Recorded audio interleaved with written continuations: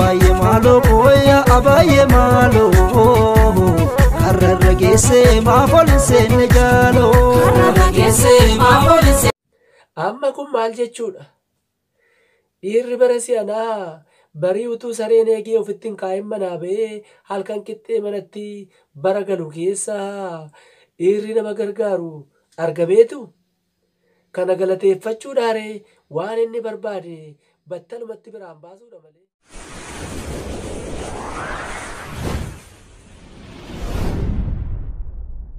Maatii haadha lalisee kutaa jaaffaa qabannee dhiyaanneerra. Hagadhuma viidiyoo kanaatti nu waliin turtan ni bohaartu waan irraa buufattanis qabdu amantaa jedhu qabna. Iyyee hagadhumaatti nu waliin turaa. Viidiyoo kanas like gochuun eegalaa. Warri maatii hin taanes mana kanaaf maatii ta'a. Nagaa sin gaafachuu hin daganne. Akkam jirtu hordoftoonni Tulluu Coqorsaa marti keessaniyyuu. Bakka sin jirtanitti nageenyi sinaa marsu jenna. Kallattiidhaan gara viidiyoo har'aatti dabarra.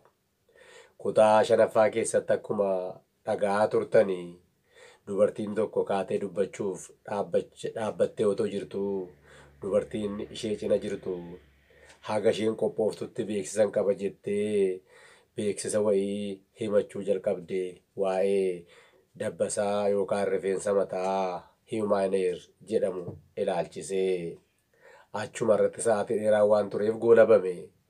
Har'a kunoo dubartiin kun akka rakkoo isheerra ga'e uummata kanaaf dhiyeessitee furmaata argattu carraan kennameef har'allee kaatee dhaabbattee jirti. Namni baay'een mana kanatti wal ga'eera. Manni kun beekamaa dhufeera. Manni haadha lalisee kun jechuudha. Eeyyee kaatee har'as dhaabbattee dubbachuudhaaf sagalee ishee ciratte.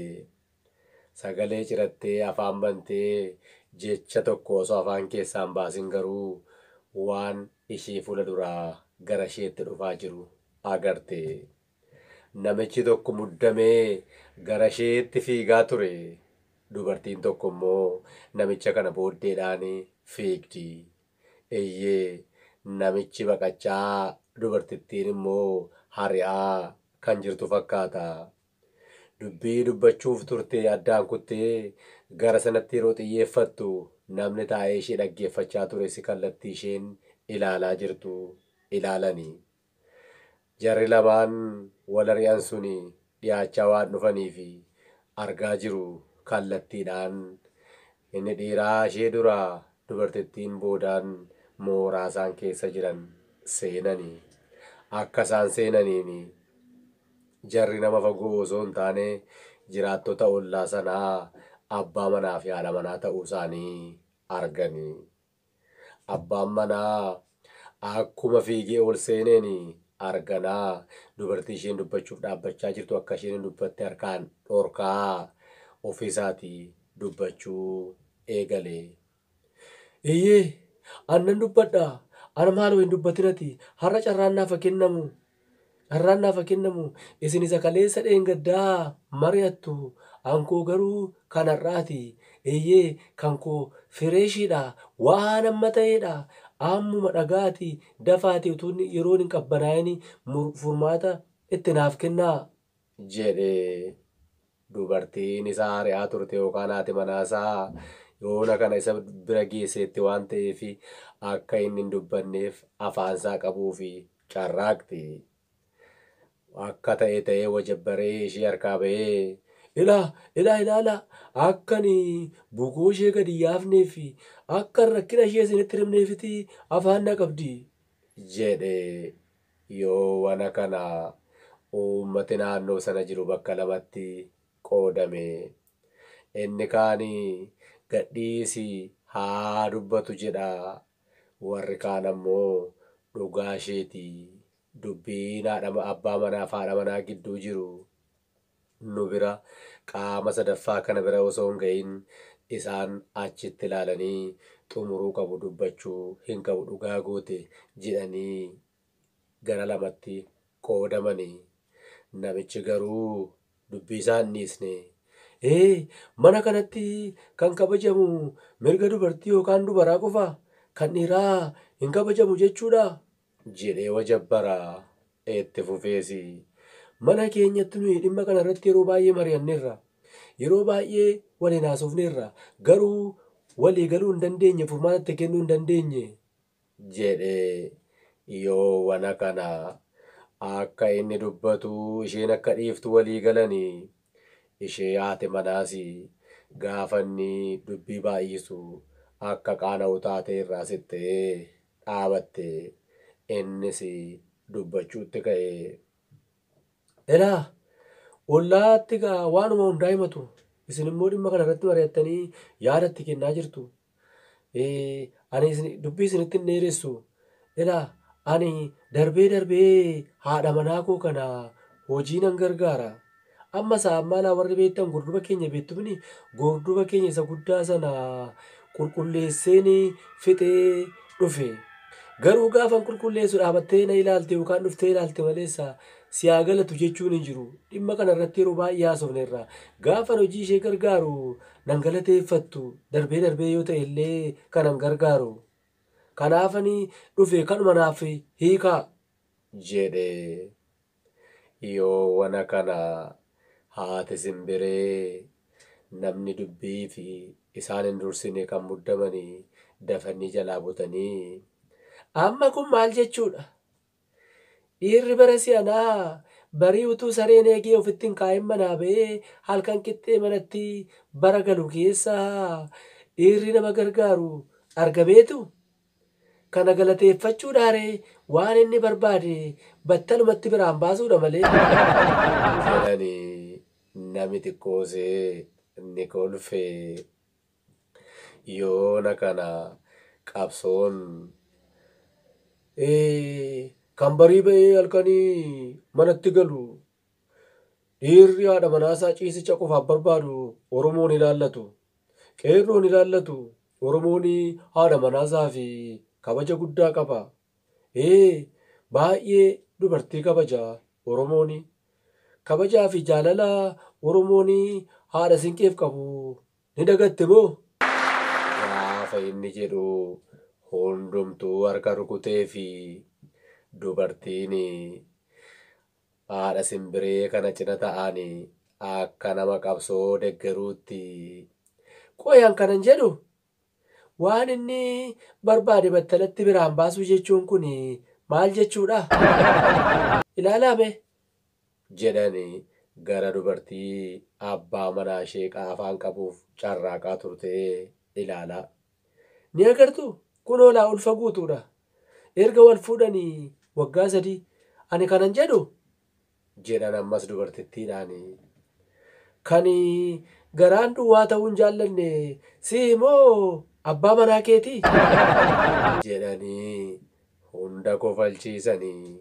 Dhugaa dubbachuuf taanaan haasaan dubartii kanaa qoosaa fakkaatu malee erga wal fuudhanii reefuu waggaa 3 garuu sadaffaa garaatti baachaa jirti.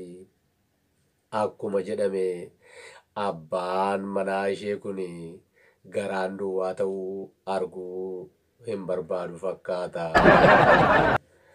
Qabsoon yeroo kanarra deebi'ee gaaffii namichaaf dhiyeesse. Obboleessoo dabartee haadha manaa kee hojii gargaarta isheen galatana dhowwatte jette miti jedhee gaafanne gaafatu. Namichi boqoosaa ol fuudhee gad deebisee ijisaa waliin agarsiisaa mallattoo eeyyee jedhu agarsiise. Sanumaayyuu dabartee haadha manaa kee hojii gargaarta. Garuu nama dhibda. Galata kabaja guddaa wajjin barbaadda. Haati manaa kee kan barbaaddu waltumsanii hojii hojjechuudha moo gargaarsa? Michuu jaalalaati moo gargaaramuudha kan barbaaddu haati manaa kee? Jedhee gaafanni gaafatu hundumtuu harka rukutee fi haati lalisee qabsoo harkaa butanii Qabsoon dhugaasaati. Eeyyee. Gaa'elli bakka itti waltumsanidha maleessaa bakka itti haati manaa gargaarsa fudhattu miti. Bakka tokko gargaaramee tokkotti gargaarsa kennu miti. Gaafa cidha gaa'ela dhaabbattan illee gaafa gaa'ela dhaabbannu gaafa gaddaas ta'e gammachuu wal bira dhaabbachuufiti maqaa waaqayyootiin waadaa seenne. Eeyyee. Kanaafuu tokko gargaaramaa ta'ee tokko gargaaraa ta'ee manni ijaaramu hin jiru. Yoo jiraates mana jiguu fi duufee jirudha. Lalisee mucaan isaanii yeroo suma harkaa buttee dubarri yookaan shamarreen akka abaabooti. Abbaa manaa ishee deeggaru yookaan gaa'ela keessatti harka ishee qabee hundumaa tumsee kan waliin hojjetu yoo argatte ittuu miidhagdi. Garuu abbaa manaa isheen deeggarre dhibaa yookaan immoo kan ishee cunqursu waliin yoo jiraatte immoo ittuu cooligdi jette. Yoo wana kana qabsoon ammas deebi'ee dhufee dubbachuuf gaafa jedhu dubartiin haadha simbirii bira ta'an sun harkaa butanii ani kanan jedhu haati manaa kee kun guyyaadhuma isheen hojii hojjettee xumurtee teessee isin wajjin boqotte ni yaadattaa? Ni beektaa? Galgalaaf ganama yeroo isheen dhamaatu ati garuu gaafa teessee ilaaltu xiqqoo ishee sitti hin ulfaatu jedhanii qabsoon sitti fufee. Ani akka har'aan ta'in malee haadha manaa koo waliin hojii waliin hojjenna. Eeyyee. Hojii mana keessaa qooddannee hojjenna. Gargaarsa miti kuni. Gorduba qulqulleesseen dhufe jette anis gorduba nan qulqulleessa. Gorduba gaafa qulqulleessu garuu haadha manaa koo gargaaruuf miti. Manicha keessa waan an jiraadhuuf malee. Saanis nan niqa. Saanii kana niqu haadha manaa koo gargaaruuf miti. Anis itti waan an fayyadamuuf malee. Eeyyee ijoollee koo nan kunuunsa. Ijoollee koo kanan kunuunsu haadha manaa koo gargaaruuf miti. Ijoollee koo waan ta'aniif malee dirqama abbummaa koo ba'achuu waan an qabuuf malee. Gaafa inni jedhu hundumtuu lafaa ka'ee harka rukutee fi harka rukutanii fi yoo wana kana dubartii furdoon boroo guddaa suni ka'anii eeyyee haadha migiraa ni yaadattu miti. Akkuma amala isaanii ka'anii boroo isaanii sanaan akka dannasuu wayii erga ta'anii booddee.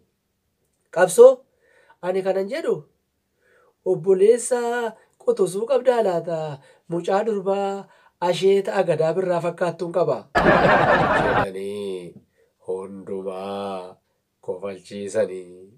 Yoo wana kana osoo kolfaddaan hin citinii dubartiin haadha simbirii bira ta'anii dubbachaa turan suni ammasii. Ati akkumaaf maraatte uummata keenya kana keessa ta'anii maraachuun akkamittiin hin danda'amu? Ni maraatta. Namni baay'een kutaa lakkaa'e barumsa keessa darbe malee barumsi isa keessa hin dabarre. Ati garuu kutaa lakkaa'uftee barumsa keessa darbuu osoo hin taane barumsi si keessa darbeera. Faranjii wayii si keessa dhokachuunsaa hin oolle. Gaafa jedhanii hundumtuu kolfaan addaan kutee itti fufanii dhugaa kooti hanqoosaan jiru.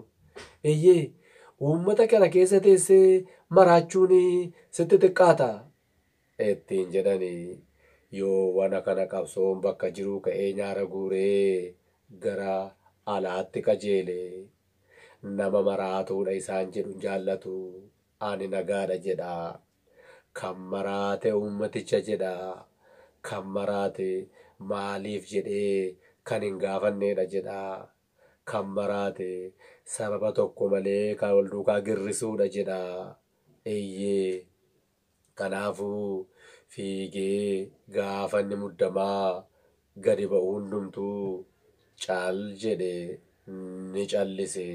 Garuu gadi ba'een turre achi ol deebi'ee morma isaa karaa balbalaa agarsiisaa quba isaa gara uummata taa'ee mari'ataa jiruutti qabee bishaan qorraa sodaatee bishaan waa barbaachaa fi mandara keessa kan oliif gadi labaa oolu dhiira diina gombisu goota biyya abbaa isaaf falmu gaafa qeequ ta'anii ilaaluu caalaa maaltu nama maraacha. Ofirra galagalee yoo wana kana hundumtuu harka walitti rukutee fi dargaggoonni ni fooricanii kan ililchanillee jiru. Nutis ni jenna dhuguma haasaa qabsoo kana dhageessaniittu maraatuun eenyuudha isiniif dhiifna. Dubartiin gaa'elli bakka dubartiin itti gargaaramtuudha isin maal jettu? Nuuf garuu gaa'elli bakka itti waltumsaniidha. Gaa'elli bakka wiirtuu jaalalaati, madda tokkummaati, bu'uura hawaasaati.